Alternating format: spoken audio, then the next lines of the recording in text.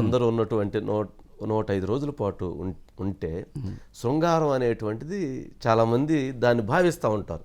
అంటే లోపల అటువంటి పరిస్థితులు ఉంటాయా, అటువంటి చర్చలు ఉంటాయా, అటువంటి అంశాలు ఉంటాయా, ఏంటి?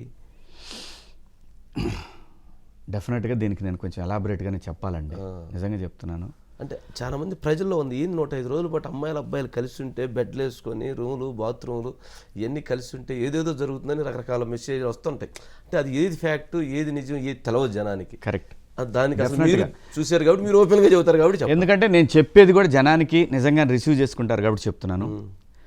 మన చుట్టూ 360 డిగ్రీల్లో 360 డిగ్రీల్లో ఎక్సెప్ట్ బాత్రూమ్ లోపల తప్ప, నువ్వు బాత్రూంలోకి వెళ్ళేటప్పుడు కూడా ప్రొఫైల్లో కెమెరాస్ ఉంటాయి. నువ్వు డోర్ తీసుకొని వెళ్ళావా, డోర్ తీసుకొని వెళ్ళే వరకు కనపడుతుంది.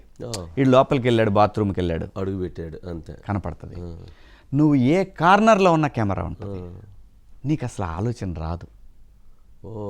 ఎటు నుంచి ఎటు బాత్రూమ్ అడుగు పెట్టి డోర్ వేస్తే తప్పితే డోర్ కూడా వేసర్లా, జస్ట్ బాత్రూంలో కాలు పెట్టాడంటే తెలుస్తుంది. ఓకే, ఎక్కడికి పోయినా కెమెరాలు ఉంటాయి 360 డిగ్రీల్లో. ఇంకా మీరు అన్నట్లు ఆ ఏజ్కి దీనికి ఇటువంటి శారీరక సుఖాల గురించి ఆలోచనలు రావా అంటే రావండి. అలా ఉంటుంది ప్రెషర్ అలా ఉండిద్దా? మైండ్ ఎప్పుడు పనిచేస్తుండాలా, అలర్ట్గా ఉండాలా. దీని గురించి ఏముంటుంది, బిగ్ బాస్ ఏమంటాడు, రేపొద్దున వీకెండ్లో నాకు సార్ వచ్చి ఏం మాట్లాడతాడు, ఏం తప్పులు చేసాం, ఇప్పుడు గేమ్ ఉంది, గేమ్కి వెళ్ళాలి, ఈ గేమ్లో గెలవకపోతే మళ్ళీ వీకెండ్లో తిడతారు. మళ్ళీ వీళ్ళల్లోనే గ్రూపులు అవుతాయి, ఈ గ్రూపులు ఏం మాట్లాడుకుంటున్నారు, గబుక్కని ఎవడన్నా విన్నాడా, లేదు బాగా వంశీ బాగా ఆడాడు, వంశీ గారు బాగా ఆడారు అని అంటే పక్కనున్నాడు అంటే వంశీ గారు ఒక్కడే బాగా ఆడతాడా, మేము హట్ అవ్వట్లేదా, ఇది నామినేషన్ పాయింట్. మళ్ళీ మేము మేము మేము డౌన్ అయిపోతున్నాం ఇలా మాట్లాడుతాం. మరి ఏమో బాగా ఆడాడు అంటాం తప్ప ఇలాంటి ఆలోచనలతోటి శృంగారం అనేది రాదండి, అసలు ఆలోచనే రాదండి, ఏమీ లేదు అక్కడ.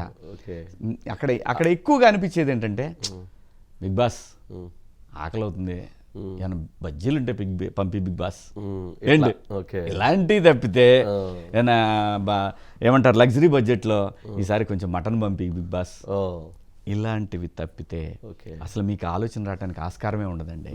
ఇంకోటి అదే నేను అన్నాను కదా, స్థితప్రజ్ఞత. నువ్వు నేర్చుకోవటానికి ఇటువంటి పరిస్థితులు వస్తే, మీకు ఉదాహరణకి నేను ఒక క్యారెక్టర్, అంటే మనము సమాజానికి రామాయణం అనేది ఒక గొప్ప కావ్యం. అందులో రాముడి వ్యక్తిత్వం అనేది, రాముడి జీవితం అనేది మనందరికీ ఒక మార్గం. అటువంటి రాముడు దూరంగా ఉన్నాడు, దుర్మార్గపు ఆలోచనలు చాలామంది మాట్లాడారు. రాముడు ఎలా ఉంటాడు, అలా ఎలా ఉంటాడు, వయసు వచ్చింది కదా, అంత యుక్త వయసులో ఉన్నాడు కదా, రాముడు ఎలాగా నీతిమంతుడిలాగా ఉండగలరు. అదే రాముడు, అదే స్థితప్రజ్ఞత. తన శారీరక సుఖం అనేది తన మైండ్ సీత మీద తప్ప ఇంకా దేని మీద ఆలోచన ఉండదు ఈ మనిషికి. అలా ఉంచడంలోనే అందుకే రాముడు ఆయన. రాముడి జీవిత మార్గమే మనిషికి ఒక జీవన విధానం అనేది అక్కడి నుంచి వచ్చింది. అది రాముడి గురించి ఎందుకు మాట్లాడుతున్నానంటే, జీవితంలో శృంగారం అనేది పక్కనున్నప్పుడు ఒక అవసరమే తప్పితే, శారీరక అవసరమే, కానీ అదే సర్వస్వం కాదు, అదే 100 ఏళ్ళు కాదు, అదే వయసు వచ్చిన దగ్గర నుంచి ఒక 20-30 ఏళ్ళు కాదు. అవసరమైనప్పుడు ఆ స్థితప్రజ్ఞత రావటం కోసం ఆ ఓర్చుకోవటం, వాటన్నిటినీ శారీరక సుఖాలన్నింటినీ అణుచుకోవటం, ఇవన్నీ నేర్పుతుందండి ఆ స్కూలు. ఒక అద్భుతమైన స్కూల్ సార్. నా బాధ్యత ఏంటంటే దాన్ని నేను బతుకున్నంత వరకు ఆ షోను ప్రమోట్ చేయటం నా పని. దానివల్ల చాలా నేర్చుకుంటారు సార్. నేర్చుకోవాలి అంటే మీరు ఇందాక అన్నారు ఒక పాయింట్, ప్రతి ఒక్కరు అవకాశం వచ్చిన వాళ్ళందరూ వెళ్ళాలి. అదృష్టవంతుడు వాడు, అవకాశం వస్తే అమ్మాయి అయినా అబ్బాయి అయినా అదృష్టవంతులు వాళ్ళు. గేమ్ని అర్థం చేసుకున్నంటే ఇంకా మిరాకిల్స్ జరుగుతాయి సార్. దాంట్లో నా చెయ్యి బాగాలేకపోయినా, నా చెయ్యికి దెబ్బ తగిలినా నన్ను అక్కడ ఉండనిచ్చారంటే నేను మిరాకిల్స్ చేశారు. అంటే నేను అలా ఒక పేషెంట్గా ఉండటమే ఓ మిరాకిల్ అందరి దృష్టిలో. ఆ గేమ్ని నేను అర్థం చేసుకున్నాను వెళ్ళిన రోజే. ఓహో ఈ గేమ్ ఇది. బిగ్ బాస్ ఒక క్వశ్చన్ అడుగుతాడు, మీరు నన్ను ఇంప్రెస్ చేయండి అని. 14 మంది కంటెస్టెంట్లకి అర్థం కాలేదు అసలు. ఇంప్రెస్ చేయటం అలాగా అంటే ఇతను ఏమన్నా మనకు టాస్క్ ఇస్తాడా? ఇంప్రెస్ చేయండి అనగానే కెమెరా దగ్గరికి వెళ్ళి కన్ను కొట్టి నా గేమ్ స్టార్ట్ చేస్తున్నా బిగ్ బాస్ అని అల్లాడిచ్చేసే ఒక గంటన్నర సేపు. ఓకే, ఒక గంటన్నర సేపు అసలు స్టూడియోని బాలగొట్టేస్తా అనే రేంజ్లో అల్లాడిచ్చా. నాకు జనరల్ నేను కాఫీ పిచ్చోండి అండి. కాఫీ అనేది నాకు సెకండ్ వైఫ్. ఉండలేను కాఫీ తాకుండా. 2 సార్లు తాగుతా రోజుకి, పొద్దున ఒకసారి సాయంత్రం ఒకసారి. అది పడకపోతే మాత్రం పిచ్చెక్కిపోద్ది. సో దాన్ని అడ్వాంటేజ్ తీసుకొని బిగ్ బాస్ని ఒక ఆట ఆడుకున్నా. అంటే ఆయనకి చెప్పే మళ్ళీ మనం అంత సీన్ లేదు, బిగ్ బాస్ని ఎవడ ఆడుకోలేడు, అంత సీన్ లేదు. కానీ బిగ్ బాస్ చెప్పా నేను ప్రాంక్ చేస్తున్నాను, ఇంప్రెస్ చేయమన్నావు కదా, నేను చేస్తున్నాను, ఇది నా గేమ్, నేను ఆడుతున్నాను అని చెప్పాను. అల్లాడిచ్చే సార్. తర్వాత శివాజీ ఒకసారి యాక్టివిటీ రూమ్కి రా అన్నాడు. పోయాను సార్, ఇంత కాఫీ పెట్టాడు సార్. మీకు అది ఇష్టం నుంచి దాన్ని పెట్టించారు. ఇంప్రెస్ చేశాను నేను. ఇంప్రెస్ చేశారు. అప్పుడు కంటెండర్ని అయ్యా. ఓకే, కంటెండర్ అంటే కెప్టెన్ అవ్వాలంటే ఫస్ట్ కంటెండర్ అవ్వాలి. కంటెండర్ని అయ్యా. సో బిగ్ బాస్ని నువ్వు ఎంత అర్థం చేసుకోండి. బిగ్ బాస్ అంటే అందరూ అనుకుంటారు ఇది షౌటింగ్ ఫైటింగ్ షో అనుకుంటారు.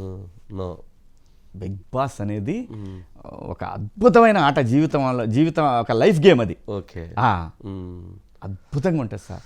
అంటే జనరల్గా ఒక షో చూసేట సందర్భాల్లో కొన్ని సందర్భాల్లో కూడా డ్రెస్సింగ్ స్టైల్ కొంచెం కొన్ని సందర్భాల్లో కొంత ఇబ్బందిగా అనిపించినట్లుగా ఉండిద్ది. కొంతమంది అది అబ్బాయిలు కావచ్చు, అమ్మాయిలు కావచ్చు, అంటే ఎవరు ఒకరికొకరు తెలవని వాళ్ళు అందరూ ఒక దగ్గరికి వెళతారు. అలా ఉన్నప్పుడు ఉప్పు కారాలు తింటారు. అలా ఉన్నప్పుడు అలాంటి సందర్భాల్లో ఏం మెసేజ్ అంటే మీకు అసలు నేను అదే చెప్తా ప్లీజ్. ఓకే, మీరు అన్నారు కదా సపోజ్ కొంచెం డ్రెస్సు ఇవాళ మనకు రోడ్ల మీద కూడా వేసుకుంటున్నారు, అదేం పెద్ద మ్యాటర్ ఏం కాదండి. సరే, అట్లా వెళ్ళిపోతుంటారు వాళ్ళు వెళ్ళిపోతుంటారు. కొంచెం డ్రెస్సు ఓకే, మనం గ్లామరస్ డ్రెస్ వేసుకున్నారు అనుకుందాం. నేను అలా చూడాలంటే ఈ కెమెరా నన్ను చూస్తుంది ఊరిని ఇక్కడ ఆడసొత్తే ఇది డెఫినెట్గా ఎవరికైనా ఉంటుంది.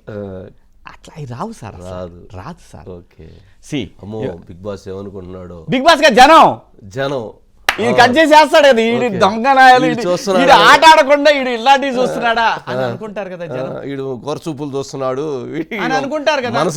నేనంటే ఒకసారి ఇట్లా అనుకున్నాను సార్, అది కూడా వేశారు. అమ్మ ఇక్కడే మొత్తం అందరు తిప్పి దీన్నే చూపిస్తున్నారు. ఇదేంటి ఎట్ట పడితే గోకు జలబుట్టింది గోకున్నారా బాబు చెప్తున్నా. ఇలా ప్రతివాడి మైండ్ అలా పనిచేస్తుంది. ఓకే, పైగా వీళ్ళలో చాలా మంది ఆర్టిస్టులే ఉంటారు కాబట్టి అవన్నీ అలవాటు అయిపోయి అన్ని గ్లామరస్ డ్రెస్సులు చూసి వాళ్ళని చూసేది అనేది రాదు సార్, జనరల్ గా రాదు.